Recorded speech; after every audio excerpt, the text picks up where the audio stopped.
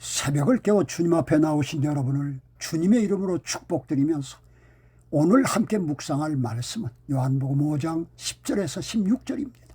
15절 말씀을 봉독하겠습니다. 그 사람이 유대인들에게 가서 자기를 고친 이는 예수라 하니라. 아멘. 오늘 본문은 우리가 잘 아는 베데스다 연못가에서 38년 된 병자가 고침을 받은 직후에 이루어진 이야기입니다. 38년 동안 누워만 있던 사람이 자리를 들고 걸어가는 것은 그야말로 축제와 같은 기적입니다. 그런데 오늘 본문에 등장하는 유대인들의 반응은 차갑기만 합니다. 기적의 기쁨보다 안식일법을 어겼다는 정죄가 앞섭니다. 오늘 말씀을 통해 우리가 붙들어야 할 진정한 신앙의 본질이 무엇인지 나누고자 합니다. 첫째는 전통에 매인 형식보다 사랑이 더 중요함을 깨닫게 하십니다. 유대인들은 병고침을 받은 사람에게 안식일인데 내가 자리를 들고 가는 것이 옳지 아니하다고 말합니다. 그들에게는 한 영혼의 자유를 얻은 감격보다 자신들이 정해놓은 안식일에 짐을 옮기지 말라는 전통이 더 중요했습니다. 우리도 자칫하면 종교적인 형식에 치우쳐 내 곁에 형제가 살아나고 회복되는 기쁨을 놓칠 때가 있습니다. 미국 어느 소도시의 한 교회에서 실제로 있었던 일입니다. 아주 엄격하고 전통적인 분위기의 이 교회에 매주 주일 아침이면 한 청년이 흙이 잔뜩 묻은 작업복 차림으로 맨 뒷자리에 앉아 예배를 드렸습니다. 일부 교인들은 신성한 성전에 올 때는 정장을 입어야지 예의가 없다며 수군거렸습니다. 마침내 장로님 몇 분이 이 청년에게 다가가 이유를 묻자 청년은 고개를 숙이며 대답했습니다. 죄송합니다. 제가 근처 건설 현장에서 밤샘 작업을 하고 바로 오느라고 옷을 갈아입을 시간이 없었습니다. 하지만 주님을 만나고 싶은 마음이 너무너무 간절해서요. 그래서 옷 때문에 예배를 거를 수가 없었습니다. 옳습니다. 하나님께서 진정으로 보시는 것은 겉모습이 아니라 주님을 찾는 간절한 마음입니다. 유대인들은 병자가 들고 있는 이 자리, 초라한 침상 겉모습을 보았지만 예수님께서는 38년 만에 자유를 얻은 그 사람의 중심을 보셨습니다.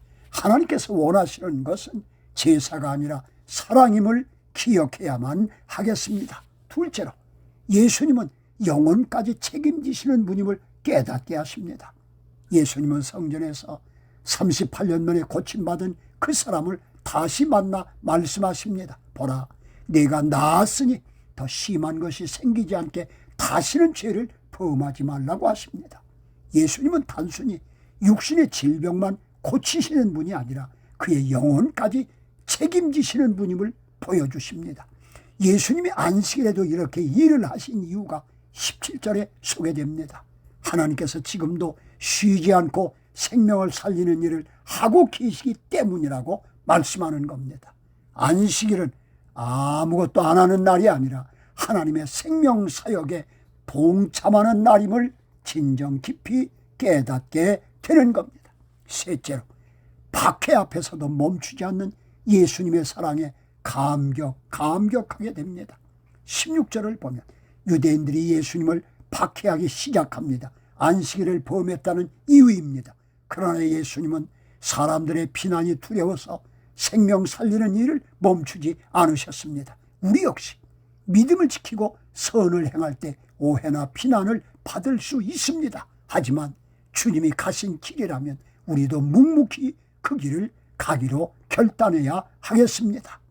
여러분, 우리가 운전할 때 내비게이션을 켜는 이유는 목적지에 잘 도착하기 위해서입니다. 그런데 만약 내비게이션이 가는 길에 큰 사고가 나서 사람이 쓰러져 있다면 어떻게 해야 할까요?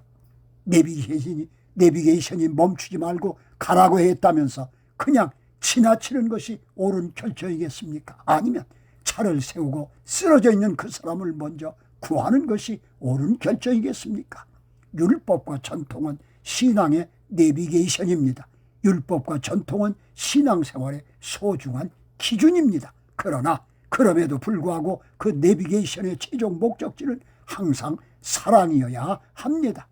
사람의 방언과 천사의 말을 할지라도, 예언하는 능력이 있을지라도, 산을 옮길 만한 모든 믿음이 있을지라도, 내게 있는 모든 것으로 구제할지라도, 내 몸을 불사르게 내어줄지라도, 거기 사랑이 없으면 내가 아무것도 아니요 내게 아무 유익이 없다고 고린도전서 13장 1절에서 3절에 분명히 말씀하고 계십니다.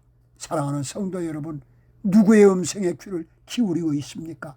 나를 비판하고 정죄하는 세상의 잣대입니까? 아니면 자리를 들고 걸어가라며 새 생명을 주시는 예수님의 음성입니까?